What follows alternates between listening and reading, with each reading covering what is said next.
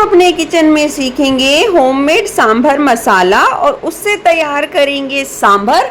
साथ ही घर के बने इडली बैटर से बनाएंगे स्पंजी फूली फूली इडलियां और नारियल की चटनी। तो चलिए बढ़ते हैं रेसिपी की तरफ। इडली और सांभर की रेसिपी यहाँ शेयर करूंगी। तो उससे पहले हमें इडली का बैटर बना के तैयार करना होगा। तो हमने एक खुला बर्तन लिया है, उसमें डाल देंगे 1.5 कटोरी के करीब चावल। आप चावल कोई भी इस्तेमाल कर सकते हैं बैटर बनाने के लिए।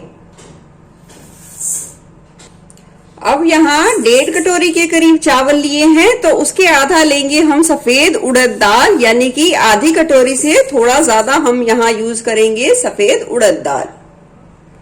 2 चम्मच के करीब लेंगे यहाँ चना दाल। 1 छोटी चम्मच के करीब लेंगे यहाँ मेथी दाना, जो अचार में यूज होता है उसी मेथी दाना को लेना है। इसे अच्छे तरीके से मिला देंगे और सभी चीजों को, यानी कि ये दाल चावल को अच्छे तरीके से धो लेंगे। धोने के बाद अब हम इसमें डाल देंगे पानी और भिगा देने के बाद ढक्कन लगा के 4 से 5 घंटे के लिए छोड़ देंगे और मिलते हैं 4 से 5 घंटे बाद। 4 से 5 घंटे हो गए हैं। दाल चावल को अच्छे तरीके से भीगे हुए, बहुत ही अच्छे तरीके से सारी चीजें फूल चुकी हैं। अब इसके एक्स्ट्रा पानी को निकाल देंगे और डालेंगे मिक्सी जार में। डाल दिया है दाल चावल मिक्सी जार में। अब डाल देंगे जरूरत के हिसाब से पानी। अब मिक्सी जार का ढक्कन लगा के अब सारे दाल चावल को बिल्कुल ही बारीक पीस लेंगे। चलिए, इडली के लिए दाल चावल को देखिए बहुत ही अच्छे तरीके से पीस कर तैयार कर लिया है। अब इस बैटर को कम से कम ढककर रख देंगे 8 घंटे के लिए, ताकि इसमें बहुत ही अच्छे तरीके से खमीर उठ जाए। तो मिलते हैं 8 घंटे बाद। चलिए, 7 से 8 घंटे हो गए हैं इडली बैटर को रखे हुए और देख सकते हैं कितना बढ़िया से ये फूल गया है। अब हम इसे अच्छे तरीके से लगातार चलाते हुए 1 मिनट के लिए फेंट लेंगे। इडली बैटर को अच्छे तरीके से 1 मिनट के लिए फेंट लिया है। इस इडली बैटर से आप डोसा भी बना सकते हैं, उत्तपम और अप्पम भी बना सकते हैं। ये एक ही बैटर है जो कितने काम आपके आ सकता है और इसे बनाकर आप स्टोर कर सकते हैं 4 से 5 दिन के लिए, फ्रिज में बिल्कुल भी खराब नहीं होगा। अब इसे ढककर हम 10 से 15 मिनट के लिए छोड़ देंगे और इतने में तैयार करेंगे घर का बना हुआ सांभर मसाला, सांभर और साथ ही नारियल की चटनी। सांभर मसाला बनाने के लिए हम कढ़ाई में डालेंगे 1 छोटा मुट्ठी के करीब कड़ी पत्ता। अब गैस की लो फ्लेम पे इन कड़ी पत्तों को 2 से 3 मिनट के लिए भून लेंगे, ताकि ये थोड़े से कुरकुरे होने शुरू हो जाएं। 2 से 3 मिनट बाद ये हल्के हल्के से देखिए पकना, यानी कि भुनना शुरू हो गए हैं। इस स्टेज पर डाल देंगे 4 चम्मच के करीब खड़ा धनिया। 10 से 12 डाल देंगे लाल मिर्च सूखी। 1 चम्मच मेथी दाना। 1 चम्मच जीरा। 1 चम्मच डाल देंगे साबुत काली मिर्च। 1.5 चम्मच डाल देंगे मोटी सरसों। 3 चम्मच डाल देंगे चना की दाल। अब सारे मसालों को चलाते हुए लो फ्लेम पे हम अच्छे तरीके से भून लेंगे जब तक अच्छी खुशबू आ जाए और कड़ी पत्ता बिल्कुल अच्छे तरीके से कुरकुरा हो जाए। 5 से 6 मिनट का समय हो गया है मसाले को भूनते हुए। अच्छी खुशबू भी आ गई है और मसालों का हल्का कलर भी चेंज हो गया है और देख सकते हैं कड़ी पत्ता अच्छे तरीके से सिक के थोड़े से कुरकुरे भी हो गए हैं। अब गैस की फ्लेम कर देंगे बंद और इसे अच्छे तरीके से ठंडा करेंगे। ठंडा करने के बाद हमने लिया है मिक्सी जार, उसमें डाल देंगे ये सारे मसाले। डाल देंगे 1 चम्मच के करीब कश्मीरी लाल मिर्च पाउडर। डाल देंगे 1/4 चम्मच के करीब नमक। नमक डालने से क्या होगा, जो मसालों के सारे फ्लेवर बहुत ही अच्छे तरीके से उभर कर आएंगे। आधी चम्मच डाल देंगे हल्दी पाउडर। 1/4 चम्मच के करीब डाल देंगे हींग। अब मिक्सी जार का ढक्कन लगा के इसे पीस लेंगे। चलिए, होममेड सांभर मसाला बनके तैयार है। इससे आप सांभर बना के देखिए, पूरा घर महक उठेगा खुशबू से और सब आपसे रेसिपी मांगेंगे। आप इसे स्टोर कर सकते हैं 1 महीने के लिए साफ सुथरे कंटेनर में।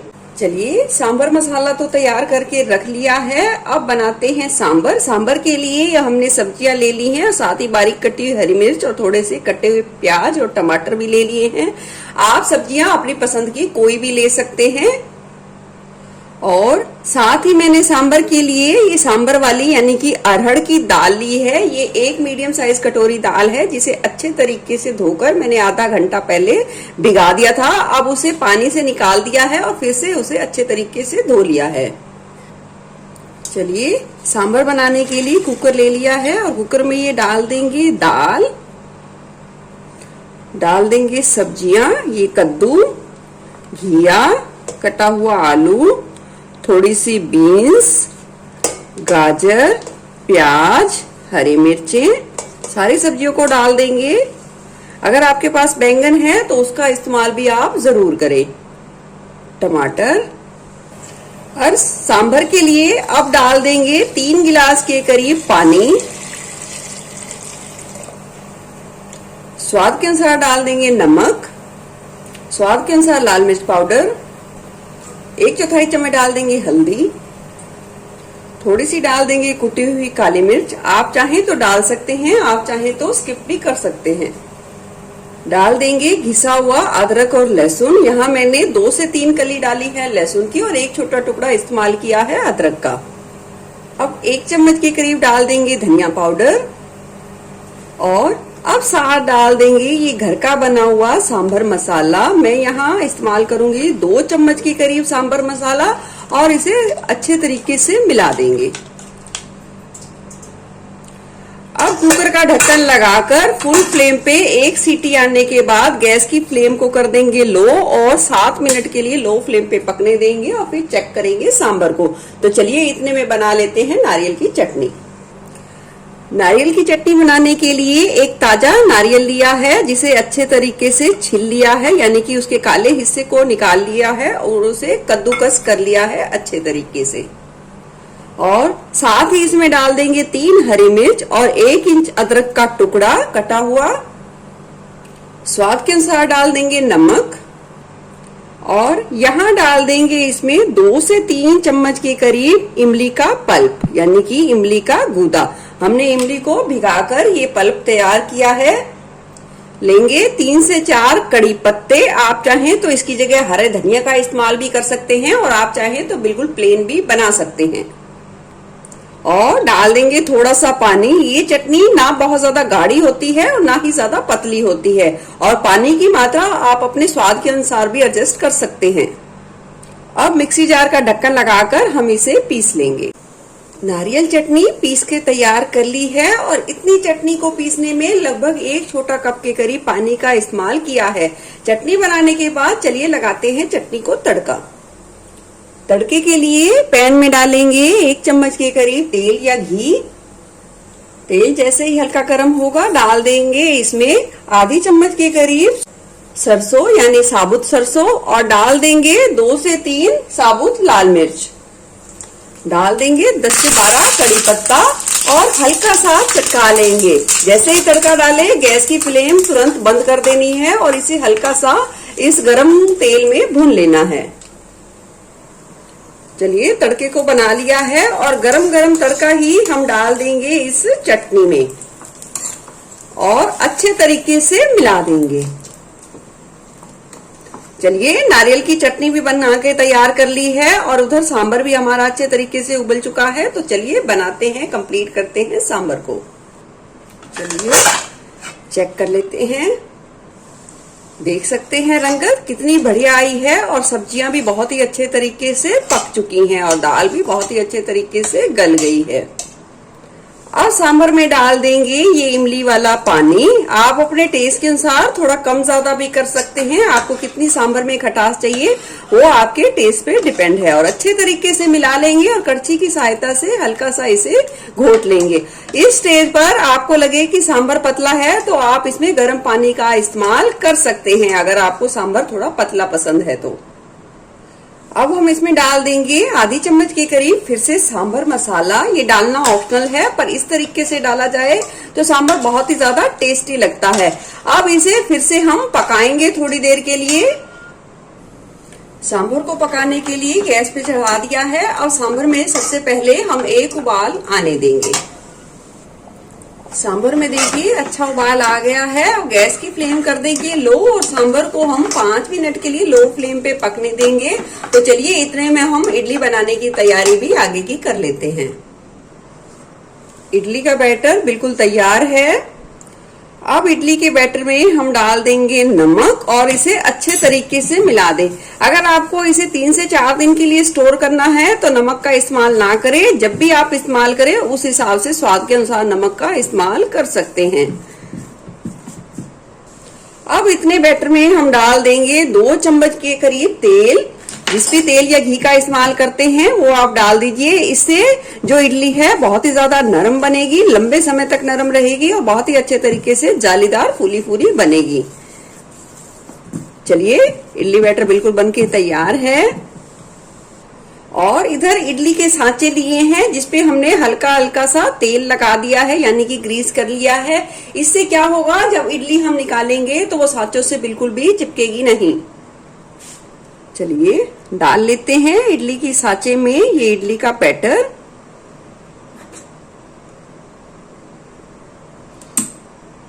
डालने के बाद करेंगे हम इसे असेंबल।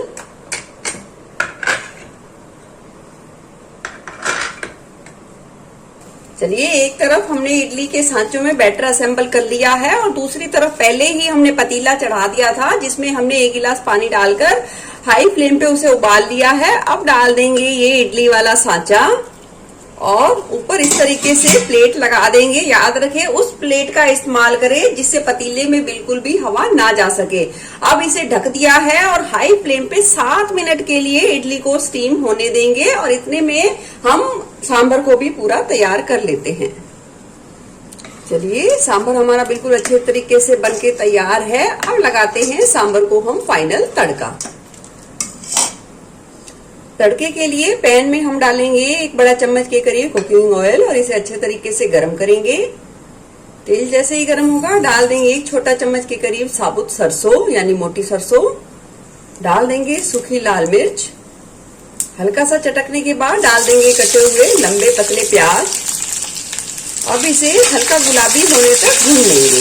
ज्यादा नहीं भूनना है प्याज को, बिल्कुल हल्का सा गुलाबी सा भूनना है, यानी कि बस प्याज का कच्चापन दूर हो पाए, बस इतना ही भूनेंगे। भूनने के बाद डाल देंगे इसमें 15 से 20 कड़ी पत्ता और हल्का सा यानी कि 30 सेकंड के लिए ये तड़का थोड़ा सा चला लेंगे। ज्यादा अब नहीं भूनना है। चलिए तड़का बिल्कुल बनके तैयार है। अब गरम गरम तड़का डाल देंगे हम सांभर में और अच्छे तरीके से मिला देंगे और गैस की फ्लेम रखेंगे लो पर और 1 मिनट के लिए तड़के के साथ सांभर को पकने देंगे। चलिए होममेड सांभर मसाले से बिल्कुल हेल्दी और टेस्टी तरीके से सांभर बना के तैयार कर लिया है। गैस की फ्लेम हमने कर दी है बंद और फाइनल अब देख लेते हैं इडली को भी। चलिए प्लेट निकाल देंगे और चेक करेंगे। उसके लिए हमने ये चक्कू लिया है, इस तरीके से इडली में डालेंगे। देखिए चक्कू बिल्कुल ही साफ निकला है, इसका मतलब इडली बहुत ही अच्छे तरीके से पक गई है। अगर इडली का बैटर थोड़ा सा चक्कू पे चिपका रह जाए तो आप उसे 1 से 2 मिनट के लिए और पका सकते हैं। अब इस स्टैंड को हम निकाल लेते हैं बाहर।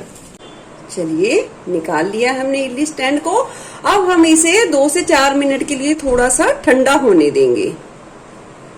ठंडा होने के बाद इस तरीके से चक्कू की नोक से इसे लूज करेंगे, यानी कि इसे निकाल लेंगे।